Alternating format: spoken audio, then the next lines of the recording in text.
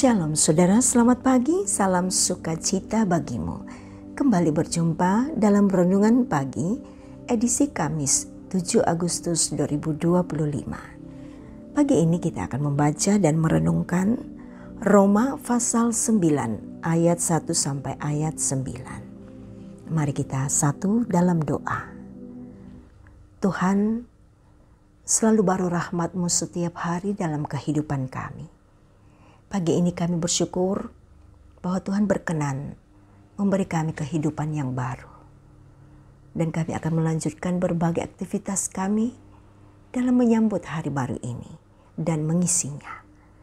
Namun kami datang membawa diri kami sebelum kami memulai segala aktivitas.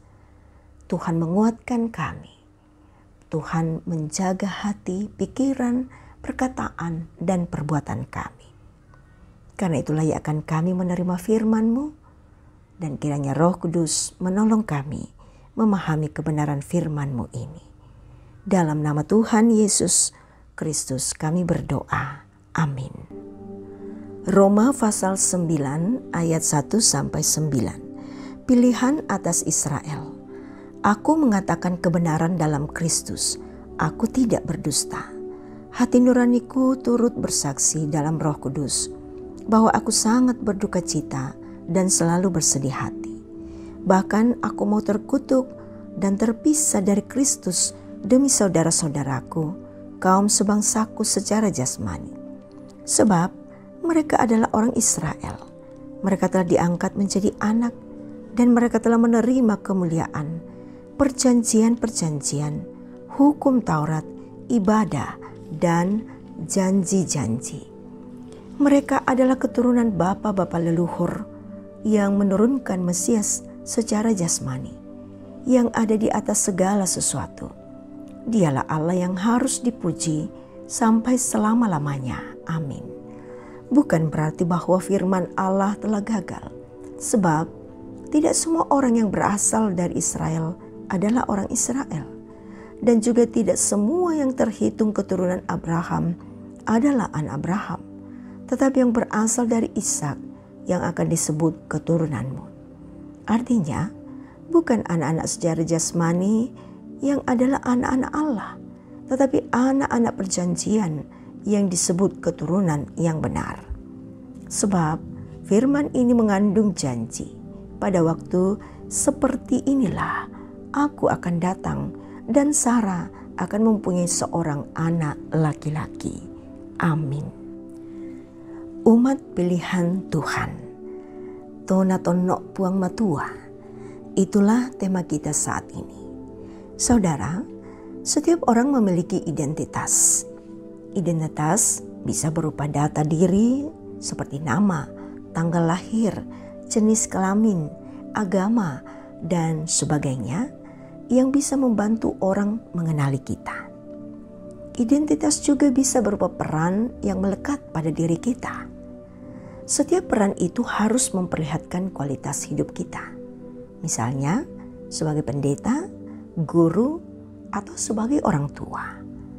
Demikian halnya dengan identitas sebagai umat pilihan Tuhan.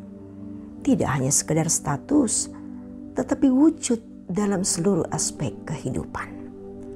Rasul Paulus sangat berduka cita menyaksikan keadaan bangsanya sebagai umat pilihan Tuhan, sehingga dengan tegas ia mengingatkan bahwa pilihan atas mereka sebagai umat Tuhan hanya karena kemurahan Tuhan saja. Sebagai umat pilihan, Tuhan tidak cukup disebut keturunan Israel, melainkan sebagai umat pilihan Tuhan yang harus mereka buktikan melalui kualitas hidup yang dikehendaki Tuhan. Paulus menegaskan bahwa semua orang yang berasal dari Israel adalah orang Israel atau keturunan Abraham. Mereka bukan anak-anak menurut daging, tetapi anak-anak Allah dan keturunan yang benar. Saudara yang diberkati Tuhan, demikian halnya kita yang telah ditebus dalam Kristus. Kita telah menjadi umat pilihan Tuhan dan bukan sekedar garis keturunan. Karena itu sebagai umat pilihan Tuhan, kita harus hidup sebagai orang benar di hadapan Tuhan. Firman Tuhan menegaskan, tetapi kamulah bangsa yang terpilih, imamat yang rajani, bangsa yang kudus, umat kepunyaan Allah sendiri. Supaya kamu memberitakan perbuatan-perbuatan yang besar dari Dia yang telah memanggil kamu keluar dari kegelapan kepada terangnya yang ajaib. Kamu yang dahulu bukan umat Allah, tetapi yang sekarang telah menjadi umat-Nya, yang dahulu tidak dikasihani, tetapi sekarang telah beroleh belas kasihan. Amin. Mari kita berdoa. Tuhan, kami percaya bahwa identitas kami adalah orang yang sungguh percaya kepadamu. Karena itu tolonglah kami ya Roh Kudus, agar kami memperlihatkan kualitas hidup kami. Kualitas yang sungguh-sungguh terpercaya sebagai orang yang terberkati dan memberkati. Kami bersyukur untuk firman-Mu yang boleh kami pelajari saat ini, bahwa dengan tegas Engkau mengingatkan kami bahwa kami adalah pilihan-Mu.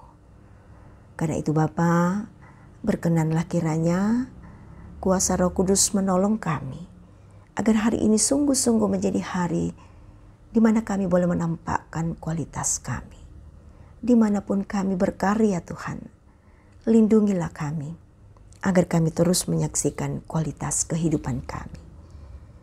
Demikian ketika kami berada di dalam kondisi yang kurang stabil, kurang sehat secara fisik, ataupun banyak persoalan-persoalan lain Tuhan, izinkan kami tetap kuat, memperlihatkan bahwa kami adalah orang-orang yang sekalipun berada dalam gumul, kami tetap punya pengharapan.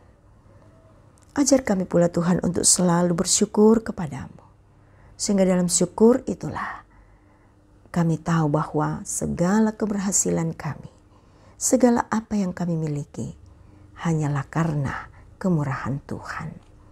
Bapa di sorga, kami serahkan seluruh kehidupan kami kepadamu untuk hari ini. Kami memulai dalam kuasa dan kasih-Mu, kami menjalani dan mengakhiri dalam kemenangan. Terpujilah Dikau Tuhan, terimalah kami yang datang berserah dan bersyukur, hanya di dalam Kristus Yesus, Tuhan Juru Selamat kami. Amin. Saudara, terimalah berkat Tuhan. Tuhan memberkati engkau dan melindungi engkau.